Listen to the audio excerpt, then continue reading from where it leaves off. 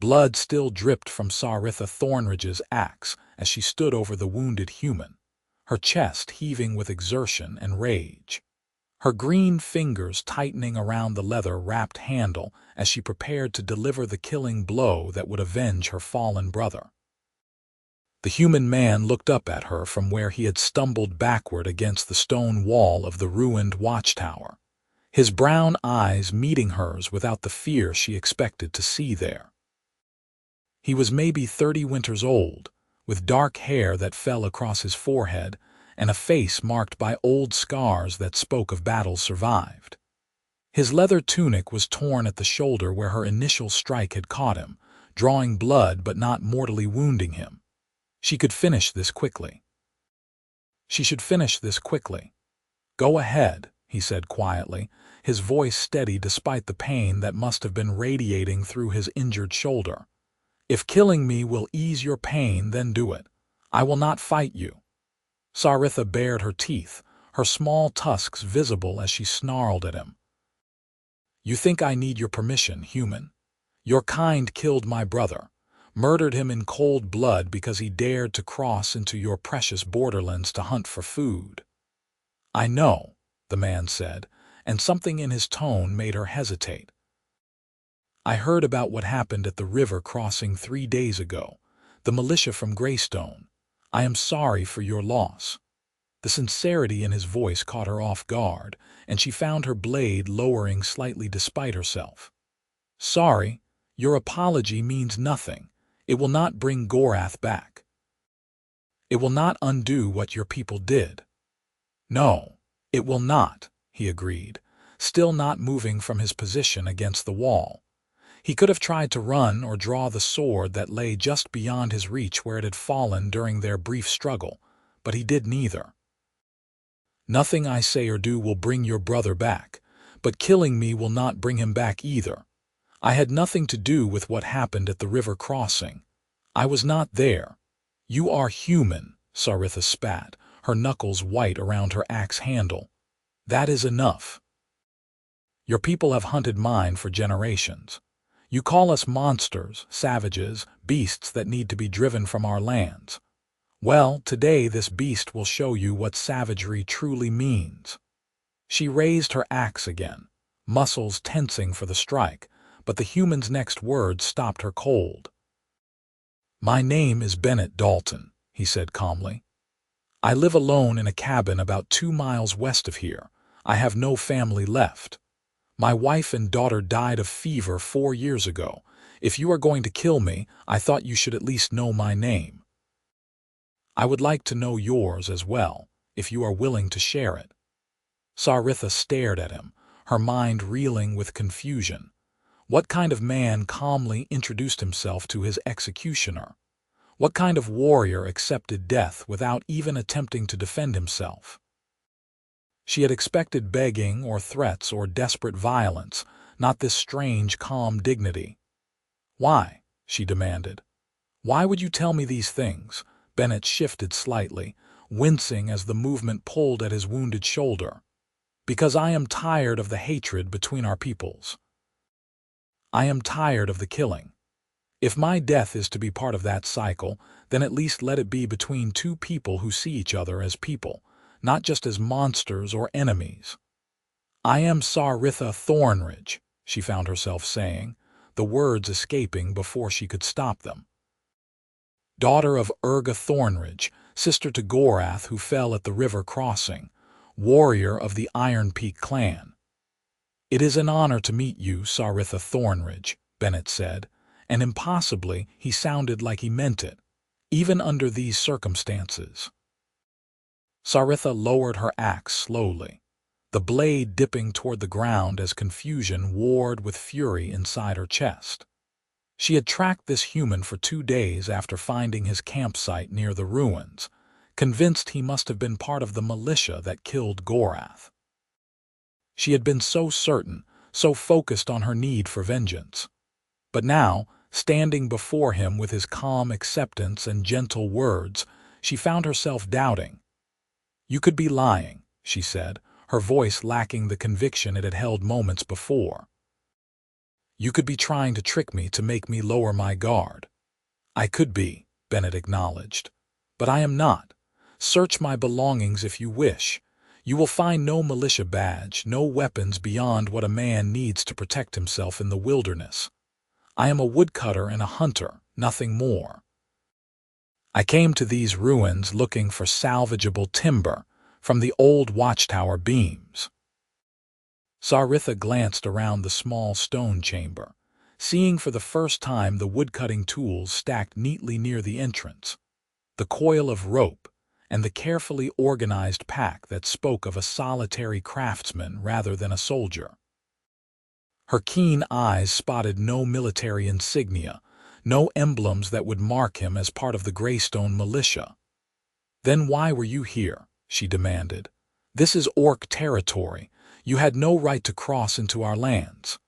"This watchtower has been abandoned for 20 years, Bennett replied. "It stands on the borderland between human and Orc territory. I thought it belonged to no one. I meant no disrespect or intrusion. I simply needed good timber for my work." Saritha felt her rage beginning to crumble, leaving behind a hollow ache of grief that threatened to overwhelm her. Without the fury to sustain her, she felt suddenly exhausted, drained by days of tracking and the weight of her sorrow. Her axe lowered further until its blade rested on the ground, though she kept her grip on the handle. "They shot him full of arrows," she said, her voice breaking slightly. "Like he was an animal. He was only 19 winters old. He had gone hunting because our clan's food stores are low this season. He crossed the river and they killed him for it." "That is a terrible injustice," Bennett said quietly. "Your brother deserved better." No one should die for simply trying to feed their people. The genuine compassion in his voice undid something inside Saritha, and she found herself sinking down to sit on one of the fallen stones scattered across the floor, her axe clattering beside her.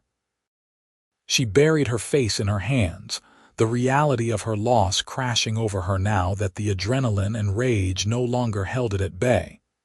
"He was supposed to come home," she whispered. "He was supposed to be safe." Bennett remained silent for a long moment, respecting her grief. When he finally spoke, his voice was gentle. "I know what it is like to lose someone you love. The world becomes hollow, and anger is sometimes easier to bear than sorrow. But anger cannot fill the emptiness they leave behind." Saritha looked up at him, seeing the pain in his own eyes that spoke of his own losses. "How do you bear it? How do you continue when everyone you loved is gone?" slowly, Bennett said. "One day at a time. And sometimes, when the grief becomes too heavy, I try to honor their memory by living in a way that would have made them proud. My wife always believed that people were capable of more than hatred. She thought humans and orcs could find common ground if we only tried. I thought her foolish at the time, but now I try to live as she would have wanted." "Your wife sounds like she was wise," Saritha said, wiping at her eyes with the back of her hand. "She was," Bennett agreed with a sad smile.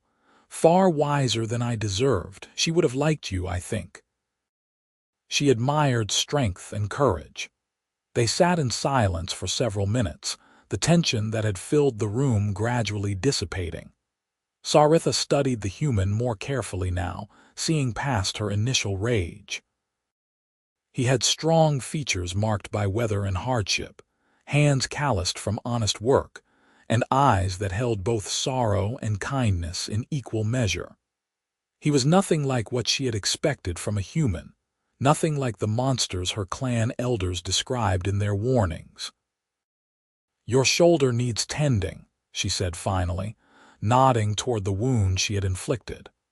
"The cut is not deep, but it will fester if left untreated." Bennett glanced down at his torn tunic, as if he had forgotten about the injury in the intensity of their conversation. "I have supplies in my pack. I can manage." "Let me," Saritha said, standing and retrieving his pack before he could protest. She had been trained as a warrior, and part of that training included field medicine. It felt strange to offer help to someone she had been about to kill moments ago, but it also felt right somehow, like a small step toward balance. She found his medical supplies and knelt beside him, carefully pulling aside the torn leather to examine the wound. It was a clean cut, not too deep, though it would leave a scar. She cleaned it with water from his canteen and applied a poultice made from herbs she recognized from her own training. "You are skilled at this," Bennett observed, watching her work with interest rather than fear. "All warriors of my clan learn healing as well as fighting," Saritha explained. "My mother taught me. She said that those who know how to harm must also know how to heal. Your mother is wise as well, it seems." Saritha's hands paused briefly in their work. "She was. She died 2 winters ago defending our village from raiders. Human raiders." "I am sorry," Bennett said, and once again the sincerity in his voice was unmistakable. "It seems we have both lost much to this conflict between our peoples." "Yes," Saritha agreed quietly, finishing the bandaging. "Too much." She sat back on her heels, studying him carefully. The smart thing would be to leave now, to return to her clan and try to forget this strange encounter. But something held her in place, a curiosity about this unusual human who had faced death with such calmness, and who spoke of peace when most of his kind spoke only of extermination. "Why do you live alone?" she asked. "Most humans live in villages or towns." Bennett leaned his head back against the wall, his expression thoughtful. "After my wife and daughter died, I found I could not bear to be around others. Their pity felt like weights around my neck. I built a cabin in the woods where I could grieve in peace and start again on my own terms. I make my living cutting timber and carving furniture. It is simple work, but it is honest and it keeps me busy." "That sounds lonely," Saritha said. "It is," Bennett admitted. "But loneliness felt safer than community after I lost them. Does your clan know you came seeking revenge?" Saritha shook her head. "I told no one. The elders said we should not provoke further conflict with the humans. They said Gorath's death was a tragedy, but that vengeance would only lead to more bloodshed. I could not accept that. I could not let his death go unanswered." "And now?" Bennett asked. "What will you do now?" Saritha stood and walked to the narrow window opening in the stone wall, looking out over the forested hills that stretched toward the horizon. The sun was beginning to set, painting the sky in shades of orange and purple. "I do not know. I came here for vengeance, but I find I cannot kill a man who has done me no wrong. Yet I also cannot return home empty-handed, with nothing to show for my brother's death." "Perhaps vengeance is not what your brother would have wanted," Bennett suggested gently. "If he was hunting to feed his clan, then he was someone who cared for others, who put their needs above his own safety. Would he want you to become a killer in his name?" Saritha's hands clenched into fists against the stone windowsill. "You did not know him. You cannot say what he would have wanted." "You are right. I did not know him," Bennett agreed. "But I know you chose to tend my wound instead of leaving me to suffer. I know you are questioning your desire for revenge. That suggests to me that you are someone with a conscience, someone who understands the difference between justice and simple violence. I suspect your brother was similar, and I suspect he would be proud of the choice you are making right now." Saritha blinked rapidly, fighting back the tears that threatened to fall. She hated how this human's words affected her, how they seemed to reach past all her defenses and touch the raw grief beneath. She hated that he was right. "The world makes no sense," she said bitterly. "I came here prepared to kill you, and instead you have shown me more kindness than any human ever has. How am I supposed to reconcile that with everything I have been taught about your people?" "The same way I am trying to reconcile your mercy with everything I have been taught about orcs," Bennett replied. "By recognizing that perhaps what we have been taught is wrong." Perhaps we are all just people trying to survive in a hard world, and the divisions between us are not as great as we have been led to believe. Saritha turned to face him, seeing him properly for perhaps the first time. Not as an enemy or a target, but as a person. As someone who had suffered loss and chose kindness anyway. As someone who lived alone in the wilderness rather than spread his pain to others. As someone remarkably unlike any human she had ever encountered before. "It is getting dark," she observed. "I should go." "You could stay," Bennett offered. "If you want. I have a fire started outside and food enough to share. It is a long walk back to orc territory, and the forest is dangerous at night." Saritha knew she should refuse. Every instinct told her that trusting a human was foolish, that this could still be some elaborate trick. But her exhaustion was real, and the thought of walking for hours through the dark forest held little appeal. Besides, something about Bennett made her want to stay, to learn more about this strange man who had disrupted all her expectations. "I will stay until morning," she said finally, "but only because the walk is long and I am tired." Bennett's lips quirked in a small smile, but he did not challenge her stated reasoning. "Of course. Let me get the fire built up and prepare some food." They moved outside where Bennett had indeed started a small fire in a ring of stones. He added more wood and then began preparing a simple meal of salt pork, dried beans, and hard bread. It was plain fare, but Saritha's stomach growled appreciatively as the smells reached her. She had eaten little during her days of tracking, too focused on her goal to care about food. They ate in companionable silence as the stars emerged overhead, brilliant points of light against the darkening sky. Saritha found herself relaxing despite herself, the warmth of the fire and the food in her belly creating a sense of peace she had not felt since before Gorath's death. "Tell me about your brother," Bennett said after a while. "What was he like?" Saritha hesitated, unused to sharing personal details with anyone outside her clan, let alone with a human. But something about the gentle invitation in Bennett's voice made her want to talk, to speak Gorath's name aloud and keep his memory alive. "He was funny," she said, surprised by the smile that touched her lips at the memory.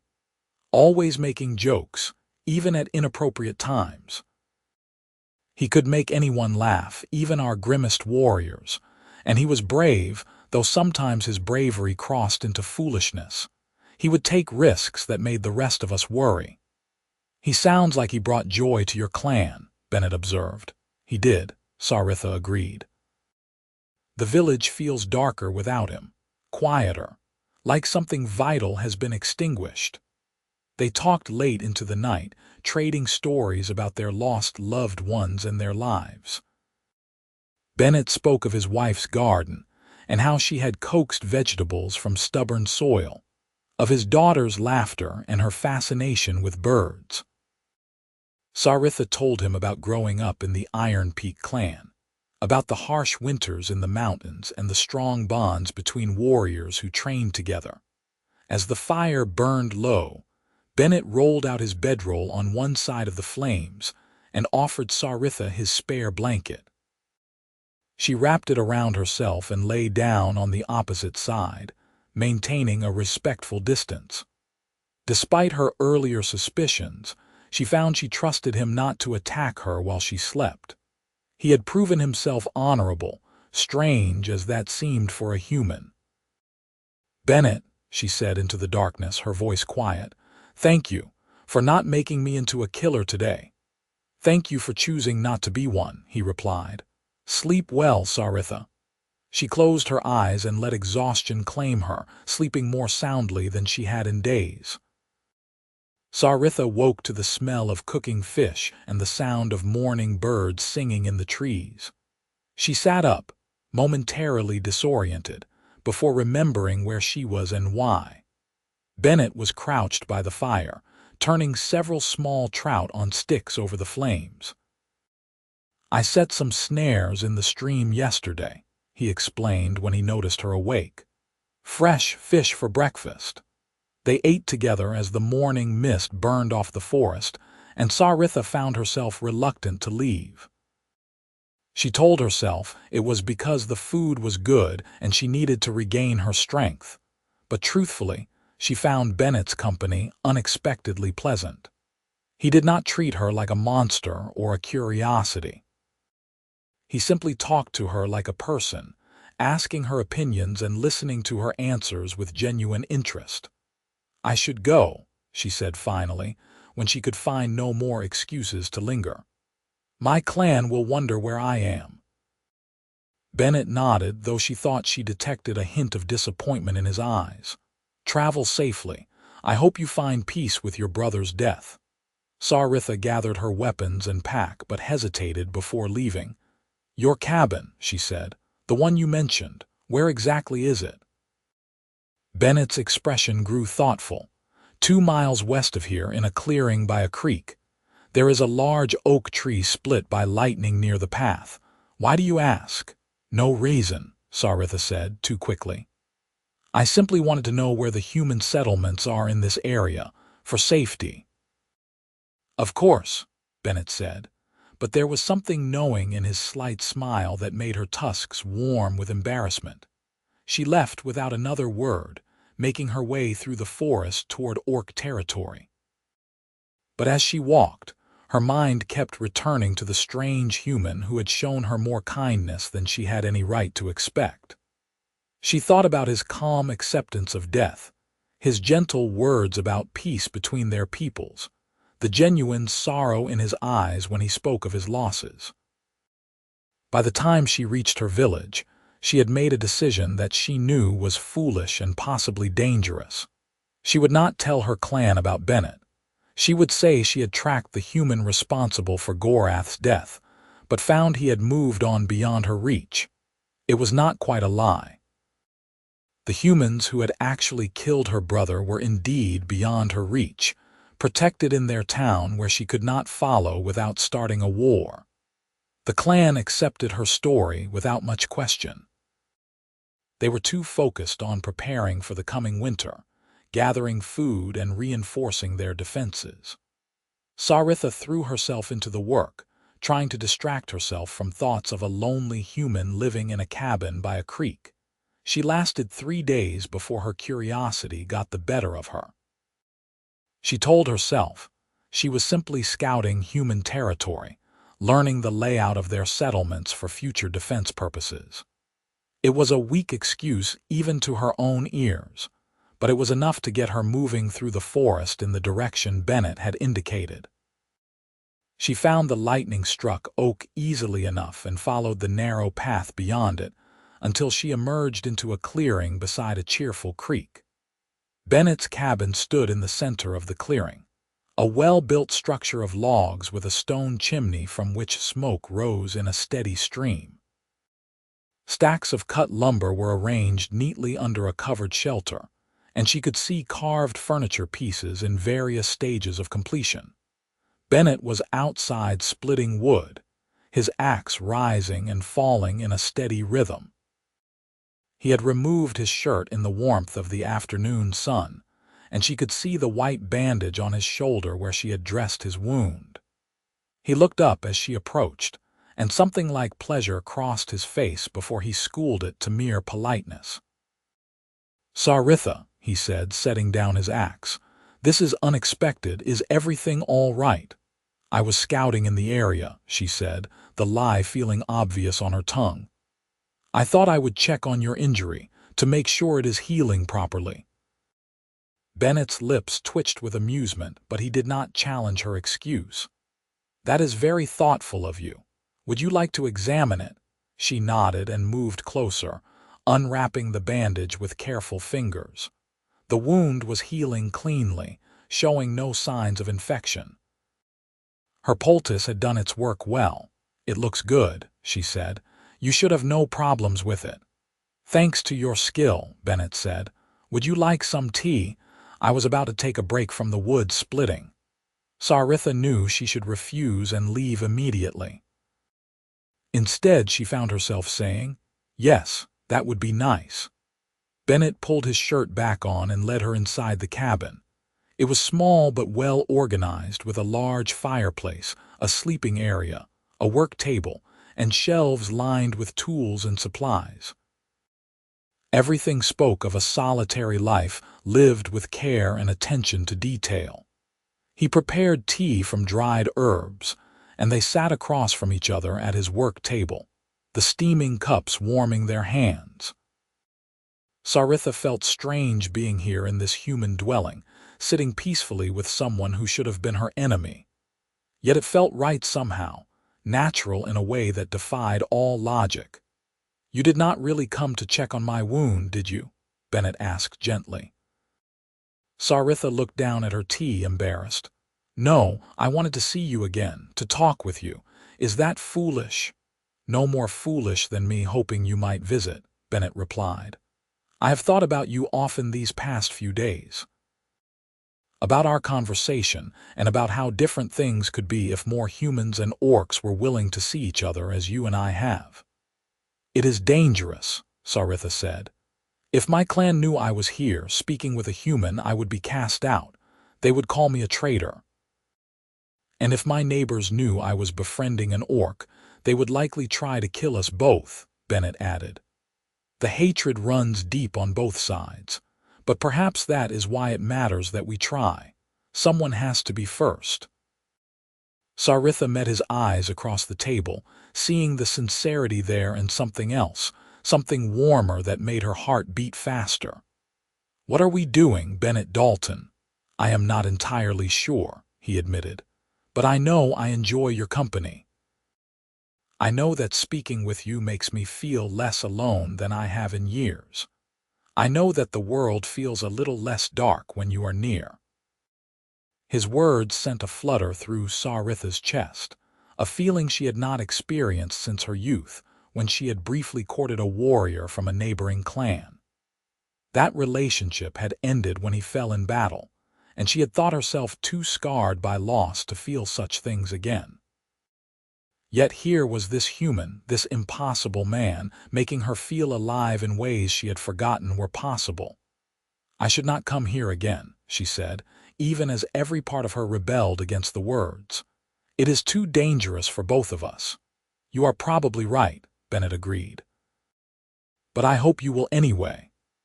Saritha stayed for another hour, talking with him about everything and nothing. He showed her some of his furniture pieces, intricate chairs and tables carved with patterns of leaves and animals. She was impressed by his skill and told him so, which seemed to please him greatly. When she finally left, she felt lighter than she had in weeks, as if some of the weight of her grief had been lifted. She knew she was being foolish, knew that this strange friendship or whatever it was could only lead to trouble. But she could not seem to stop herself from wanting more. She returned to Bennett's cabin 3 days later, and then again 4 days after that. Each visit lasted longer than the one before, the conversation flowing easily between them as they discovered shared interests and perspectives. He taught her about woodworking and showed her how to carve simple patterns. She taught him some orc fighting techniques and told him stories of her people's history. With each visit, Saritha felt the connection between them growing stronger, deepening into something that both thrilled and terrified her. She caught herself thinking about him at odd moments during the day, wondering what he was doing, eager to share interesting observations with him. And from the way Bennett looked at her sometimes, with a warmth in his eyes that made her breath catch, she suspected he felt the same pull. Autumn deepened around them, the leaves turning brilliant shades of red and gold before falling to carpet the forest floor. Saritha found excuses to visit more frequently, no longer bothering to pretend she was just passing through. Bennett always welcomed her with obvious pleasure, their friendship becoming a bright point in both their lonely lives.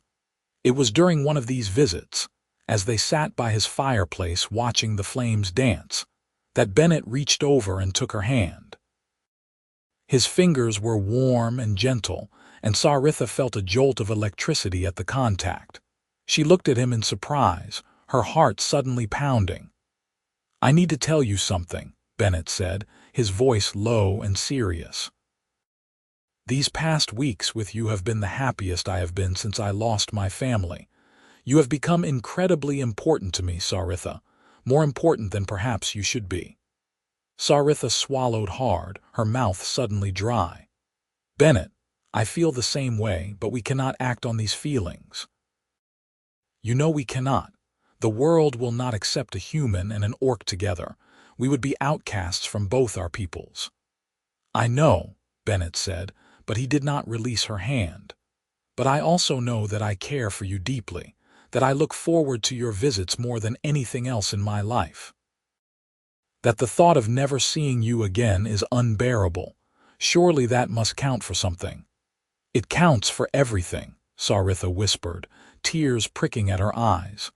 "But it does not change reality. It does not make this possible." Bennett lifted her hand to his lips and kissed her knuckles gently, a gesture so tender that it made Saritha's heart ache. "Then let us have what we can have, for as long as we can have it. Let us be happy in secret, even if the world would condemn us. Life is too short and too full of sorrow to turn away from joy when we find it." Saritha knew she should pull away, should be sensible and protect both of them from the inevitable pain this path would bring.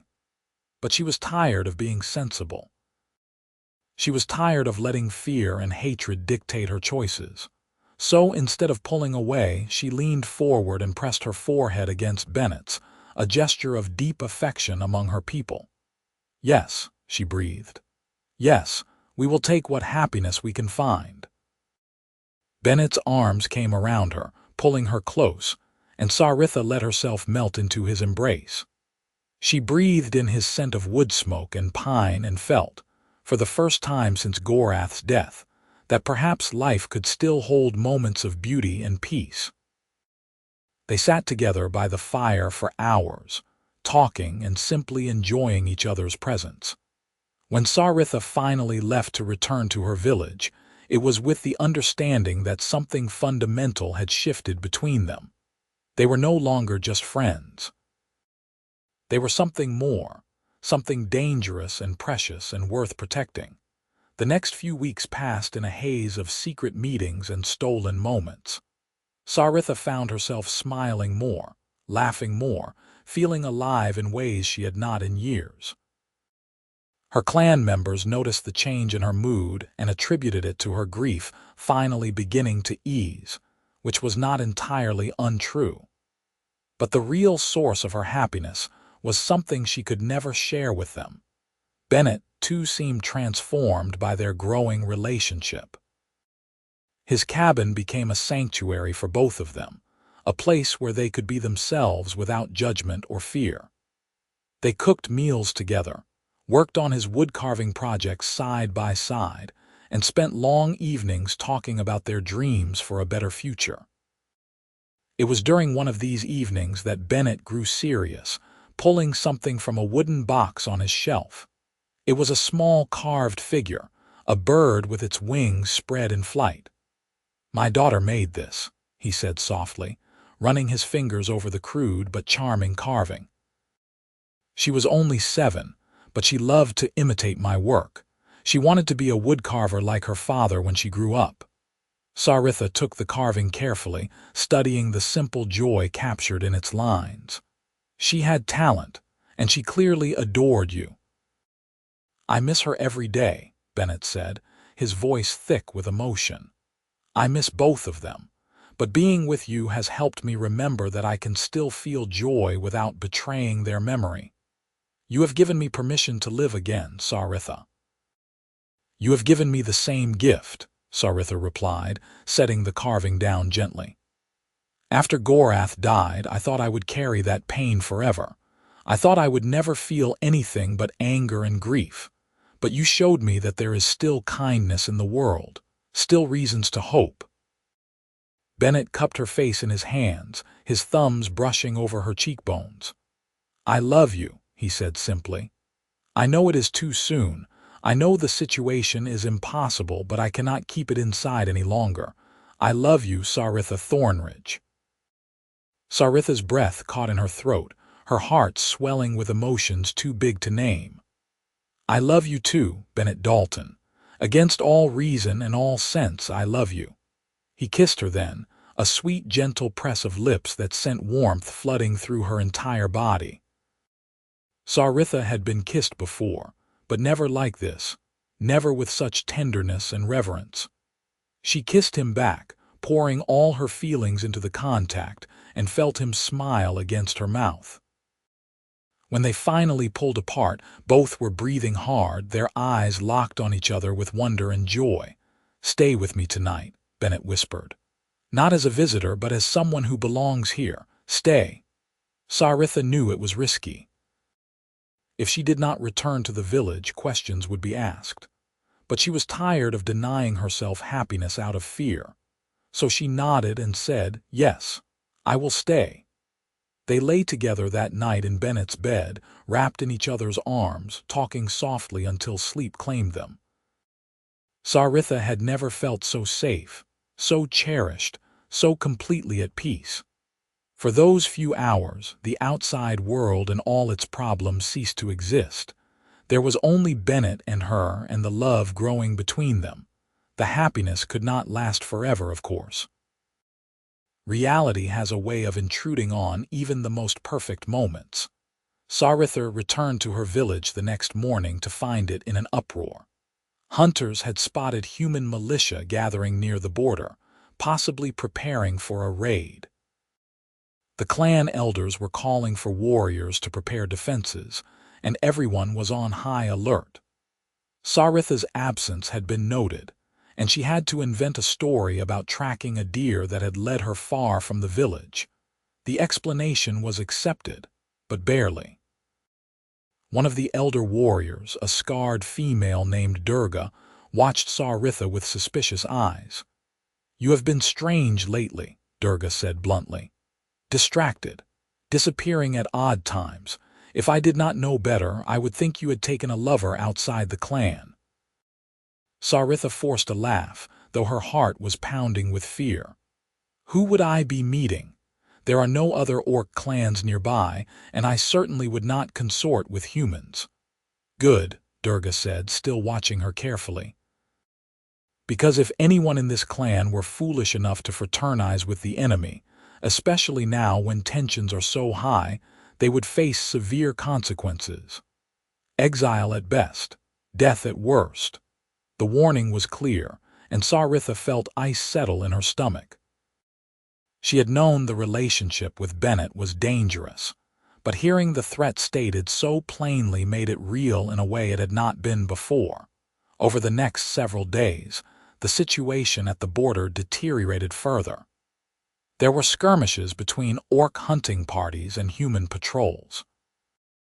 3 orcs were wounded in one encounter, and rumor said 2 humans had been killed in another.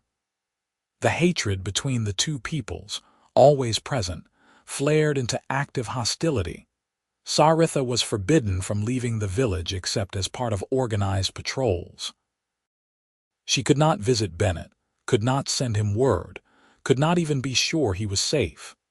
The not knowing gnawed at her, mixing with her fear for her clan and her growing dread that everything was about to come crashing down.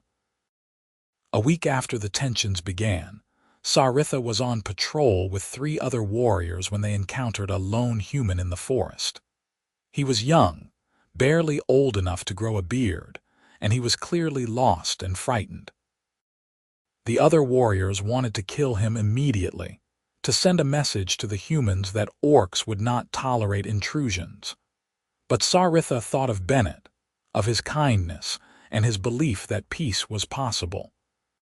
She thought of the young man's fear and saw not an enemy but a scared boy who might have family waiting for him to come home. "No," she said firmly, stepping between her companions and the human. "We do not kill those who pose no threat. We are warriors, not murderers." "He is human," one of the others snarled. "That is threat enough." "He is unarmed and alone," Saritha countered. Killing him serves no purpose except to escalate the violence. We will escort him to the border and release him with a warning to stay out of Orc territory. That is what we will do. There was a tense moment where it could have gone either way. But Saritha's reputation as a fierce warrior and the daughter of a respected clan leader carried weight. The others grumbled but ultimately agreed, and they marched the terrified human to the border and sent him running back toward his own lands. "You are too soft," Durga said when they returned and reported what had happened. "That human will probably return with others to attack us. Or he will remember that orcs showed him mercy when they could have killed him," Saritha replied. "And perhaps he will think twice before raising weapons against our people." Durga shook her head in disgust. "You sound like those idealistic fools who believe humans and orcs can ever coexist peacefully. Such dreams are naive and dangerous." Saritha said nothing, but the words stung because she knew Durga would think her more than naive if she knew the truth. She would think her a traitor. That night, Saritha slipped away from the village, knowing she was taking a huge risk but needing desperately to see Bennett, to make sure he was safe. She moved through the forest like a shadow, using all her skills to avoid the increased patrols from both sides. When she reached Bennett's cabin, she found it dark and silent. Panic seized her before she saw him sitting on the porch steps, a crossbow across his lap, clearly keeping watch. He looked up at her approach, and relief flooded his features. He set aside the weapon and rushed to meet her, pulling her into a fierce embrace. "Thank the gods you are all right," he breathed against her hair. "I have been so worried. I heard about the fighting at the border." "I am fine," Saritha assured him, though she was shaking slightly from the fear and stress of the past week. "But Bennett, this is getting dangerous. The hatred is getting worse. My clan is talking about launching raids against human settlements. There is even talk of war." Bennett pulled back to look at her face, his own expression grave. "I have heard similar things from the human side. Hotheads on both sides are pushing for violence. The militia is being reinforced. If this continues, there will be open warfare by winter." "Then we cannot see each other anymore," Saritha said, the words tearing at her heart even as she spoke them. "It is too dangerous. If you were caught in Orc territory, you would be killed. If I were found with you, I would be branded a traitor." "No," Bennett said firmly, taking her hands in his. "No, I refuse to accept that. We have found something precious here, Saritha. Something that proves orcs and humans can bridge the divide between them.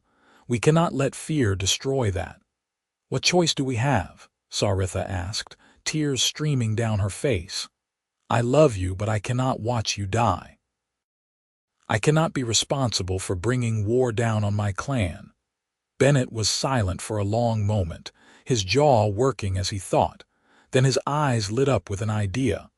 "What if we did not have to choose?" he said slowly. "What if there was a way we could be together without endangering either of our peoples?" "That is impossible," Saritha said. "Maybe not," Bennett argued.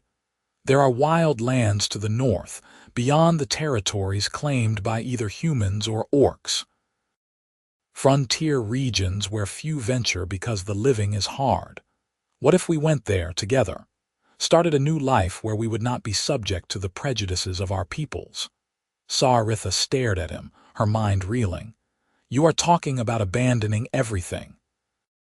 Your home, your trade, all that you have built here."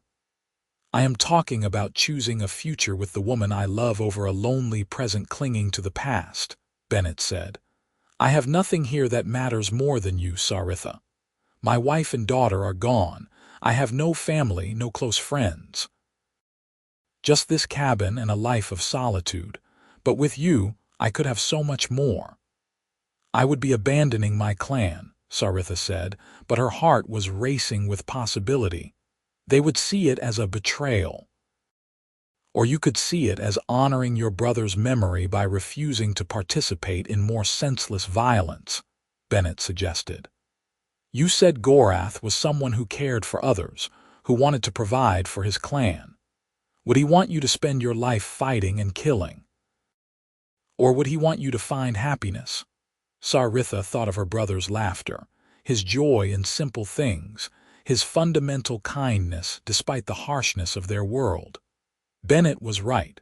Gorath would not want her to become a weapon of vengeance. He would want her to live, to be happy, to find peace. It would be hard, she said slowly. The northern lands are harsh. We would have to build everything from nothing. We would have each other, Bennett said simply. That is all I need.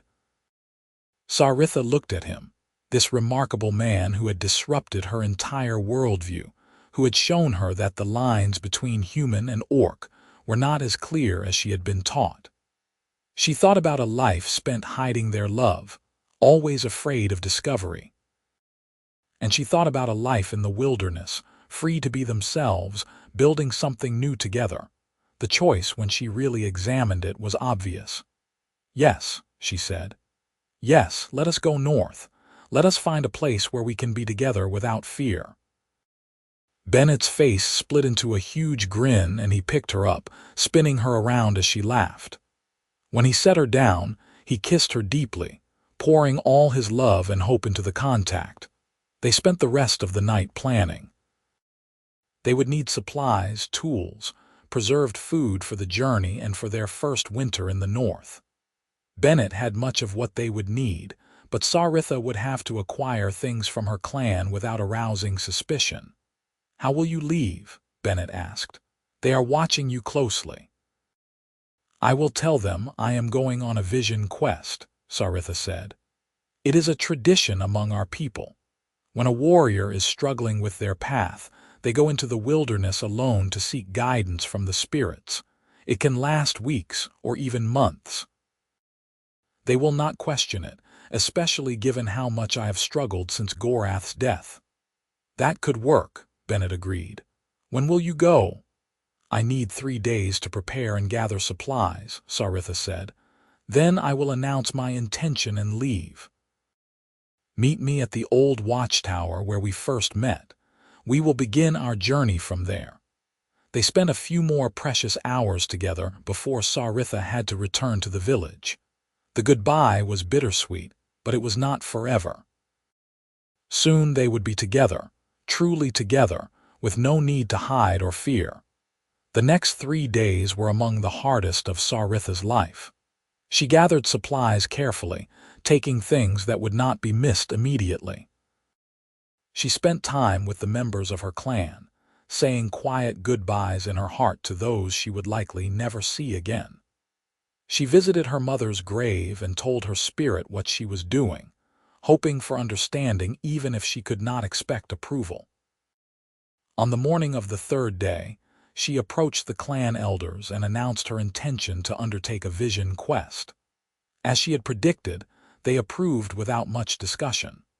Warriors who sought spiritual guidance were respected, and no one would interfere with such a personal journey. Durga watched her with narrowed eyes as she prepared to leave, but said nothing.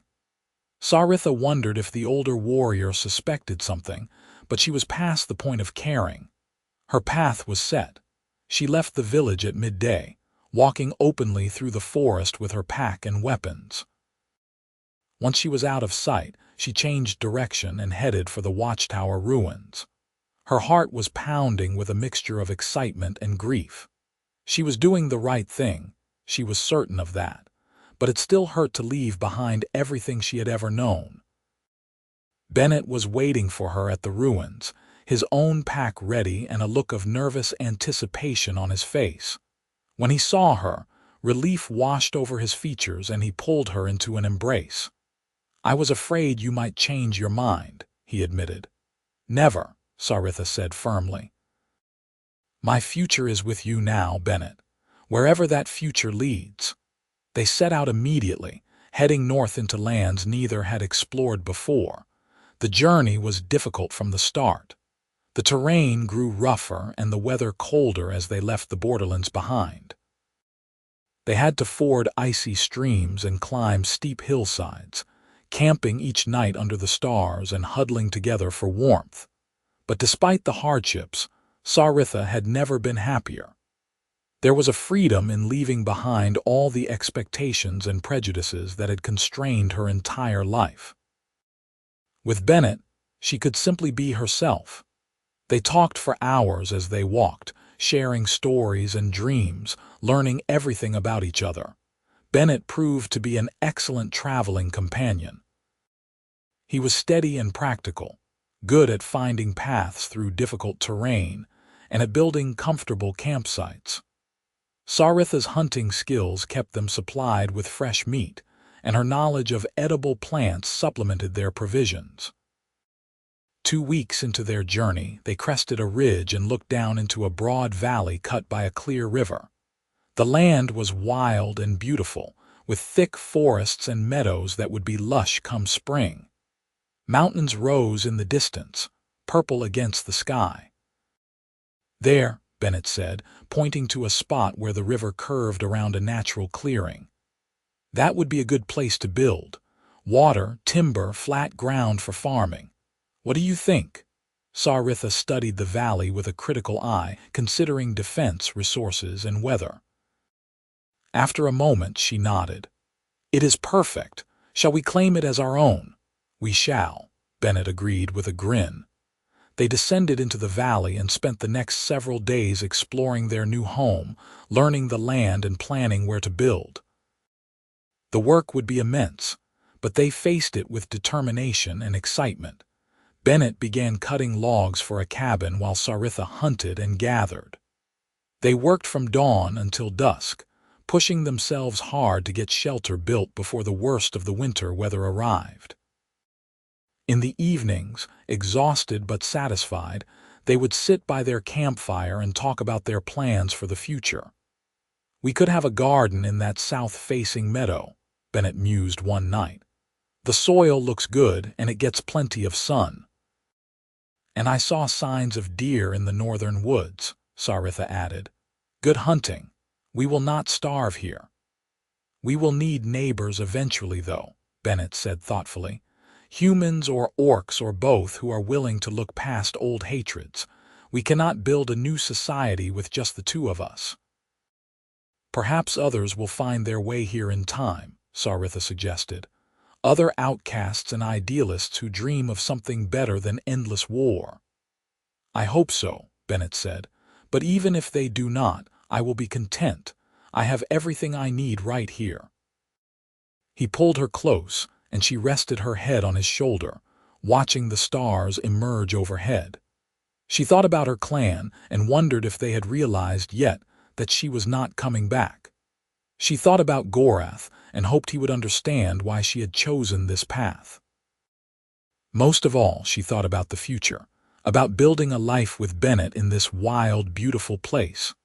The cabin took shape over the following weeks, its walls rising log by log. It was hard work, but satisfying in a way Saritha had never experienced before. She had been trained as a warrior, taught to destroy rather than create. But here, working alongside Bennett to build their home, she discovered a deep joy in making something permanent and good. The first snows came before the cabin was completely finished, forcing them to work even harder to get the roof secured, and the gaps between logs chinked with mud and moss. They moved their belongings inside on a cold, clear evening, both of them exhausted but triumphant. "It is not much yet," Bennett said, looking around at the bare interior. "But it is ours." "It is everything," Saritha corrected, pulling him into a kiss. "It is our home, Bennett, our place in the world where we can be ourselves without fear." They celebrated that night, making love in their own home for the first time, the fire crackling merrily and the wind howling outside. Saritha had never felt so complete, so utterly at peace with her choices. This was where she belonged, with this man who had shown her that love was stronger than hatred. Winter settled over the valley in earnest, bringing deep snows and bitter cold. They spent their days maintaining their shelter, hunting when the weather allowed, and working on improving their home. Bennett carved furniture and decorative touches, while Saritha tanned hides for additional warmth and clothing. The isolation could have been oppressive, but they had each other, and that was enough. They told stories, played games Bennett taught her, and made plans for spring when they could start the garden and explore more of the surrounding lands. One evening, as they sat by the fire, Saritha asked Bennett something that had been on her mind for weeks. "You regret it? Leaving everything you knew to come here with me?" Bennett looked at her with such love and certainty that it took her breath away. "Not for a single moment. You are my home now, Saritha. Wherever you are is where I want to be." "I feel the same," she said softly. "You have given me a future I never imagined possible, a life where I can be more than just a warrior, more than just a vessel for my clan's hatred. You have given me hope." "We have given each other hope," Bennett corrected. "That is what love does. It makes us believe in possibilities we could not see before." As winter gradually gave way to early spring, they began working on their garden, clearing land and preparing soil. Saritha proved surprisingly adept at cultivation, her patience and attention to detail serving her well in this new endeavor. Bennett taught her about companion planting and crop rotation, knowledge passed down from his farmer parents. They planted vegetables and herbs, creating neat rows in the rich valley soil. They also cleared some land for a future orchard, though the fruit trees would take years to mature. It was work for the future, for the long life they planned to build together. One warm spring day, as they were taking a break from their labors, Bennett grew suddenly serious. He reached into his pocket and pulled out a small wooden ring, clearly hand-carved. "I made this," he said, his voice nervous. "I know we come from different peoples, and I know our cultures have different traditions around partnership. But in my culture, when two people want to commit their lives to each other, one gives the other a ring. It is a symbol of that commitment, a promise that they will stand together through whatever comes." He held out the ring to Saritha, his hands trembling slightly. "Saritha Thornridge, will you marry me?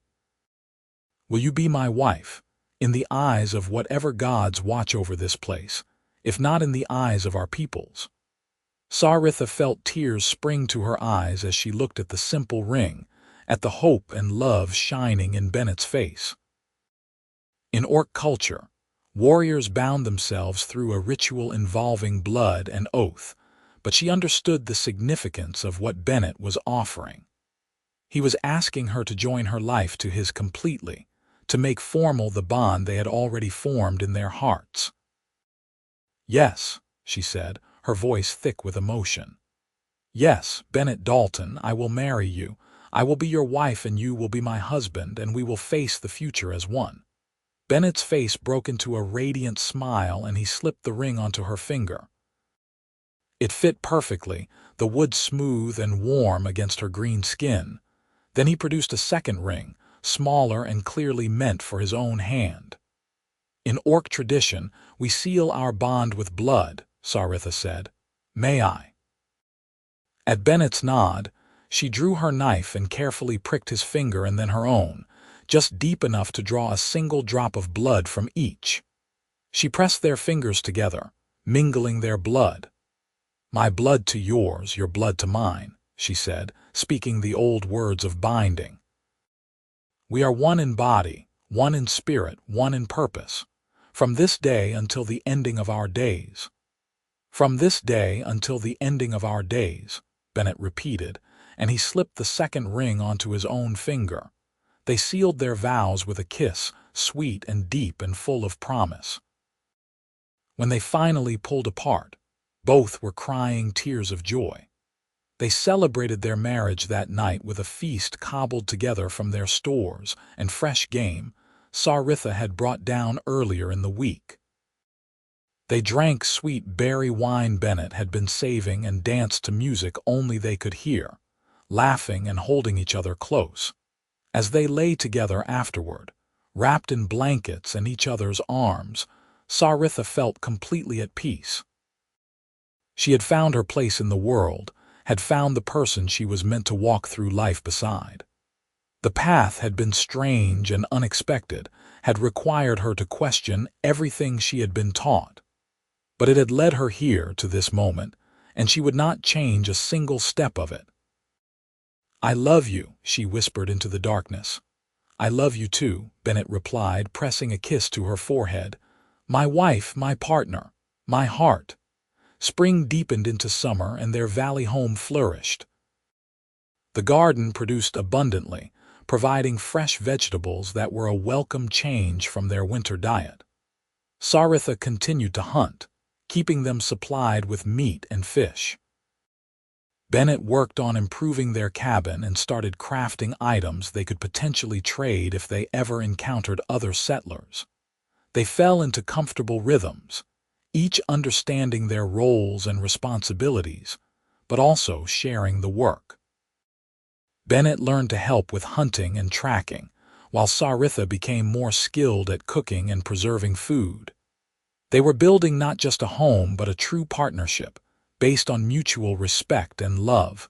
One day in midsummer, they were surprised by visitors. 3 humans emerged from the forest, a man and woman with a teenage son. They were thin and worn, clearly refugees from something. Saritha immediately tensed, her hand moving toward her weapon, old instincts rising. But Bennett placed a gentle hand on her arm. "Wait," he said quietly. "Let us hear their story."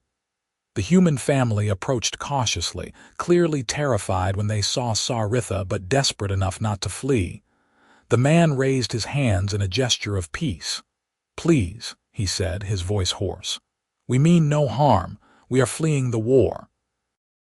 The fighting between humans and orcs has destroyed our village. We have been wandering for weeks, looking for somewhere safe. We saw your cabin and hoped you might spare some food or at least point us toward the nearest settlement." Bennett glanced at Saritha, silently asking her opinion. She studied the family carefully, seeing genuine fear and exhaustion rather than hostility. They were no threat. "There are no settlements nearby," Bennett said. "This is frontier land, but we have food we can share, and you are welcome to rest here before you continue your journey." The family's relief was palpable. They introduced themselves as Thomas and Alina Barrett and their son Caleb. As Saritha prepared food for them, she watched them process the unusual situation they had found themselves in, a human man and an orc woman clearly living together as partners. Young Caleb finally voiced what his parents were clearly thinking. "Are you married?" "A human and an orc, we are," Bennett said calmly. "I know it seems strange, but Saritha and I love each other, and we have built a life here beyond the reach of the prejudices that drive humans and orcs to war." Thomas and Alina exchanged glances, and Saritha braced herself for judgment or disgust. But instead, Thomas surprised her by saying, "That makes more sense than you might think. We have seen what hatred does, how it destroys communities and tears families apart. If you too have found a way past that, then you are wiser than most." They spent the evening talking, the Barrett family sharing stories of the escalating war that had driven them from their home. It seemed the skirmishes Saritha had witnessed before leaving had grown into full-scale conflict. Villages on both sides had been burned and innocents were caught in the crossfire. "We could not stay," Alina said, her eyes haunted. "We are simple farmers, not warriors. We just wanted to live in peace. So we left everything and headed north, hoping to find somewhere the war had not reached." "You have found it," Bennett said. "This valley is far from any claimed territories. You could settle here if you wanted. The land is rich and there is room for multiple homesteads." Thomas and Alina looked at each other again, hope dawning in their faces. "You would welcome us, even though you do not know us. We welcome anyone who comes in peace and is willing to work hard," Saritha said. Human or orc, it matters not. We are trying to build something new here, something better than the hatred and violence that have defined our people's relations for so long. The Barrett family decided to stay, and over the following weeks, Bennett and Saritha helped them establish their own homestead several miles down the valley. It was hard work, but satisfying to see the community beginning to grow.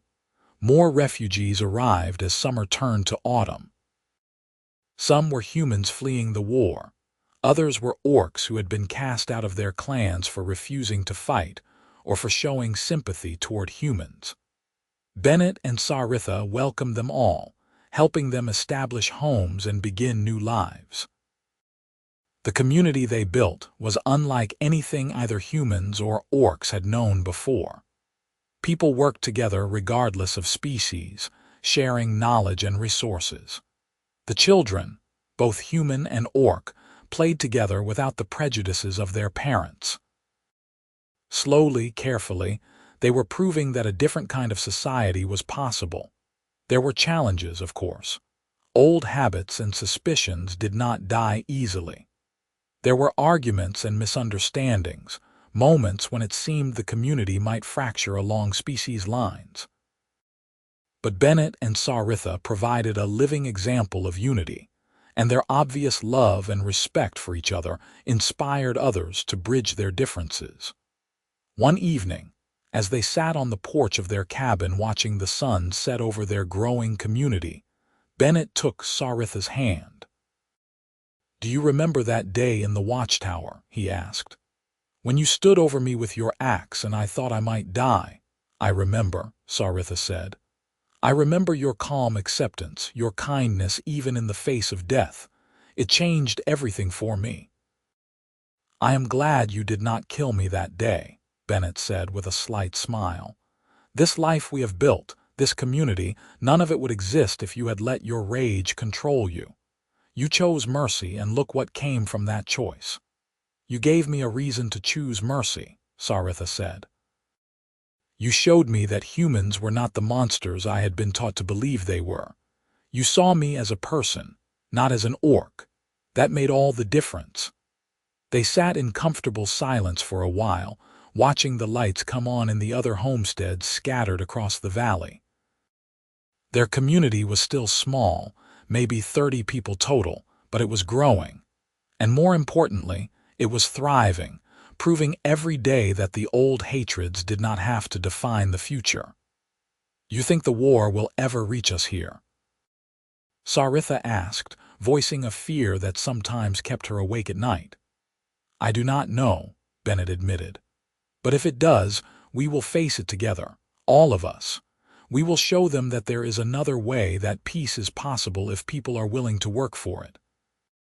As autumn deepened, and they prepared for their second winter in the valley, Saritha discovered she was pregnant. The realization filled her with equal parts joy and terror. She had not known if human and orc could even have children together, and the pregnancy raised questions about what kind of life their child would have in a world still divided by species. But when she told Bennett, his reaction was pure joy. He swept her into his arms and spun her around, laughing with delight. "A child," he breathed, his eyes shining. "Our child. Saritha, this is wonderful." "You are not worried?" she asked. "About what this means, about the challenges our child will face?" "Of course I am worried," Bennett admitted. "But I am also hopeful. Our child will grow up in a community where humans and orcs live together in peace. They will know a world we are still creating, a world where love matters more than species. That is a precious gift." Saritha placed a hand on her still flat stomach, feeling the beginning of new life there. Bennett was right. Their child would be a symbol of everything they had built, proof that the divide between their peoples could be bridged.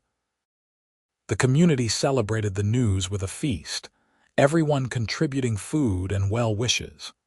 The acceptance and joy Saritha saw in the faces around her, both human and orc, made her eyes fill with tears. This was family, not by blood or species but by choice and shared values.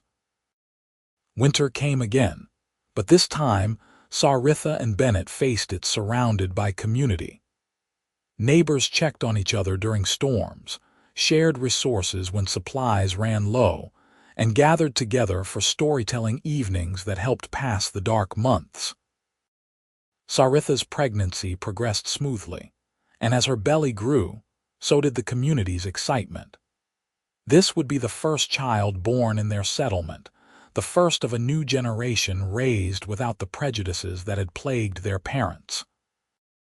One particularly cold winter evening, as Saritha sat by the fire sewing tiny clothes for the baby, there was a knock at their door. Bennett opened it to find Durga, the elder warrior from Saritha's old clan. Saritha stood quickly, her heart racing with fear. Had they come to punish her for leaving? To try to force her back, but Durga raised her hands in peace. "I am alone and unarmed," she said. "I come not as an enemy but as someone seeking answers." Cautiously, Saritha invited her in. They sat by the fire, the tension thick enough to cut.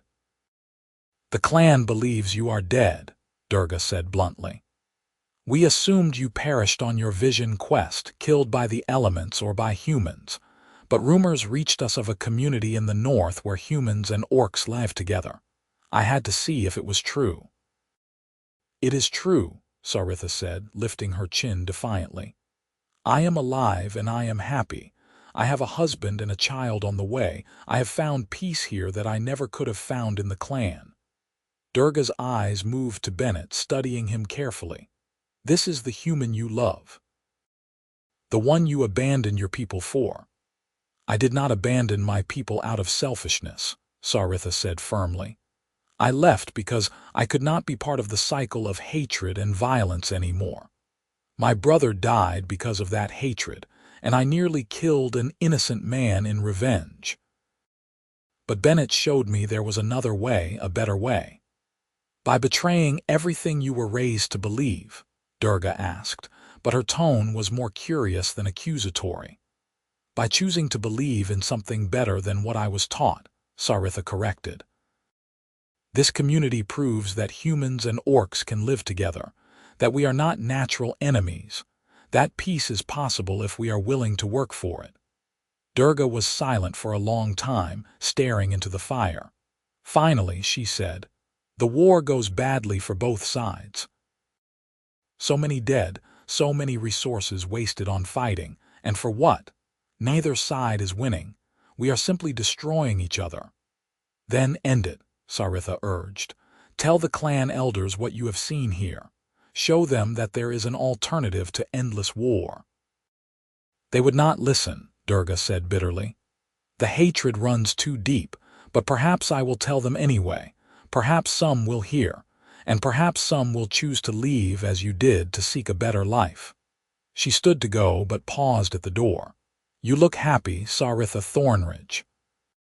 Happier than I ever saw you in the clan. Perhaps you made the right choice after all. I am glad you did not die on your vision quest."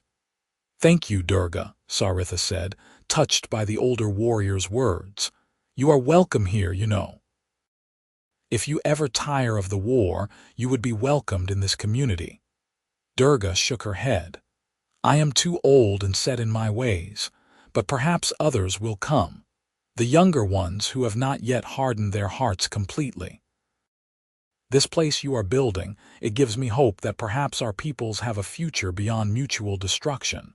She left, disappearing into the snowy night. Saritha leaned against Bennett, processing the unexpected visit. "You think others will come?" Bennett asked. "Maybe," Saritha said. "If Durga tells them what she saw here, some might be curious enough to seek us out. And if they come with open minds, they will see what we have built. They will see that peace is not just a dream." Spring arrived with a rush of new growth and returning warmth. The community's fields were planted, and everyone worked together to ensure a good harvest.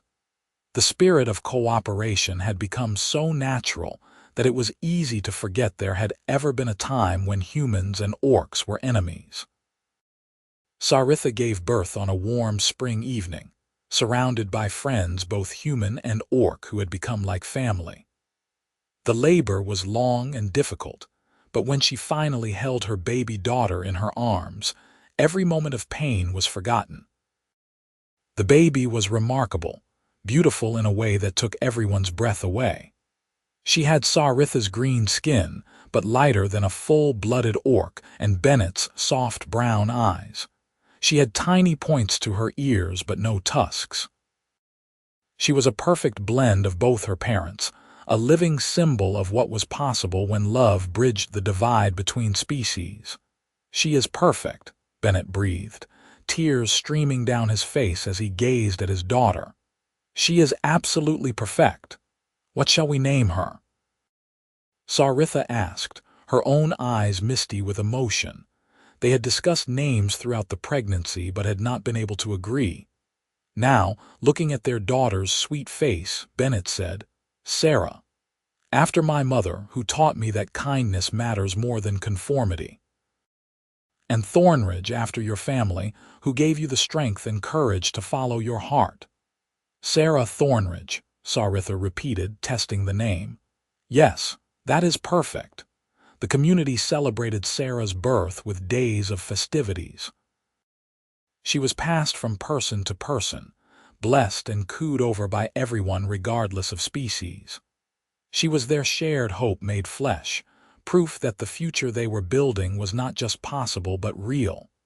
As summer deepened, more refugees arrived, driven north by the continuing war. Some were injured, some traumatized, all desperate for peace. The community welcomed them and helped them heal, both physically and emotionally. One group that arrived included 2 young orcs, barely adults, who had deserted from their clan's warrior ranks rather than continue fighting.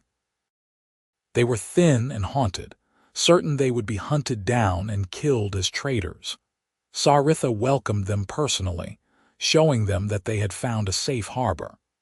She told them her own story, about how she had come to this place seeking revenge but found love and redemption instead. Her words seemed to ease something in them, and they began to settle into the community. The community continued to grow, and by the end of summer, they had nearly 60 residents. They established a council made up of both humans and orcs to help govern and resolve disputes. They built a meeting hall where everyone could gather for celebrations and important discussions. Bennett and Saritha watched it all with pride and wonder. What had started as 2 outcasts seeking a place to love each other in peace had become something much larger. A genuine community built on principles of acceptance and cooperation. One evening in late autumn, as they sat on their porch with Sarah sleeping peacefully in Saritha's arms, they reflected on everything that had changed. "You ever wonder what would have happened if I had killed you that day in the watchtower?" Saritha asked. "Sometimes," Bennett admitted. "I imagine I would have died, and you would have returned to your clan with your vengeance satisfied. You probably would have become a great warrior, feared by humans and respected by orcs." "I would have been miserable," Saritha said with certainty. "Hollow inside, filled with rage and grief with no room for anything else. Killing you would not have brought Gorath back. It would only have added to the cycle of violence. Instead you chose to lower your blade," Bennett said, taking her free hand in his. "That choice changed everything. It changed both our lives and, in its way, changed the lives of everyone here. All because you were willing to see me as a person rather than just an enemy." "You made it easy," Saritha said. "Your calm kindness, your acceptance even of your possible death, it broke through my rage. It made me question everything I thought I knew about humans. You gave me a reason to hope that things could be different." They sat in comfortable silence, watching the lights of the community below. Their neighbors, both human and orc, going about their evening routines. Children playing together regardless of species, couples of mixed races following the example Bennett and Saritha had set. "We have built something good here," Saritha said. "Something worth protecting." "We have," Bennett agreed, "and we will protect it, together as we have done everything else." Sarah stirred in Saritha's arms, making small sounds in her sleep. They both looked down at her, their daughter, their hope for the future. "She will never know the world we came from," Saritha said softly. "She will grow up thinking peace between humans and orcs is normal. That love across species lines is acceptable. She will not carry the hatred we had to unlearn." "That is our gift to her," Bennett said. "And through her and others like her, perhaps that gift will spread. Perhaps someday all of our peoples will see what she sees, what this community sees. That we are all just people trying to live and love and find happiness. That the things that unite us are stronger than the things that divide us." Winter came again, their third in the valley. The community was well prepared now, with ample stores and warm homes for everyone. They gathered often in the meeting hall, sharing stories and songs from both human and orc traditions, creating new traditions that belonged to all of them. Sarah grew quickly, a bright and curious child who delighted everyone with her laughter and energy. She toddled between the homes of the community, welcomed everywhere, the beloved daughter of them all. One snowy evening, as the community gathered for a storytelling night, Saritha stood before them all. She had been asked to share her story, to tell them all how the community had begun. She spoke of her brother's death and her grief-fueled desire for revenge. She described tracking Bennett to the watchtower, raising her axe to kill him. And then she spoke of his calm acceptance, his gentle words that had made her lower her blade slowly, questioning everything she thought she knew. "In that moment," Saritha said, her voice carrying through the quiet hall, "I had a choice. I could let my rage define me, could take an innocent life in payment for my pain. Or I could choose to see the human before me as a person, to listen to his words and consider that perhaps there was another way. I chose mercy. I chose to lower my blade, and that choice led me here to all of you, to this life we have built together." She looked at Bennett, who sat with Sarah in his lap, both of them watching her with love and pride. "I came to that watchtower seeking death. Instead, I found life. I found love. I found purpose beyond vengeance. And I found a community of people who believe, as I've come to believe, that peace is possible if we are willing to work for it." The hall erupted in applause and cheers, humans and orcs celebrating together. Saritha returned to her seat beside Bennett, who pulled her close and pressed a kiss to her temple. "I am proud of you," he whispered, "and I love you more than words can say." "I love you too," Saritha replied, holding him and their daughter close. "You saved me, Bennett Dalton. Not from death that day in the watchtower, but from a life consumed by hatred. You showed me there was another way." "We saved each other," Bennett said, "and together we are saving others, giving them a place where they can be free of the old hatreds and build something new." As the evening wound down and people began returning to their homes, Bennett and Saritha walked back to their cabin through the softly falling snow. Sarah was asleep in Bennett's arms, and Saritha leaned against his shoulder, feeling utterly content. They had come so far from that day in the watchtower, from the moment when everything could have ended in violence but instead began with mercy. They had built a home, a family, a community. They had proven that love was stronger than hatred, that peace was possible even between peoples who had been enemies for generations. As they settled Sarah in her cradle and prepared for bed, Saritha thought about Gorath. She hoped he knew, wherever his spirit rested, that his death had not been in vain, that his sister had chosen life over vengeance and created something beautiful in the process. She thought he would be proud of her choice. She climbed into bed beside Bennett, curling into his warmth, and felt his arms come around her. This was home. This was where she belonged. Not in a clan defined by hatred and war, but here, in this community they had built on principles of acceptance and love. "Thank you," she whispered into the darkness. "For what?" Bennett asked sleepily. "For being kind when I expected cruelty. For seeing me as a person when I could barely see myself as anything but a weapon. For loving me and building this life with me. For everything."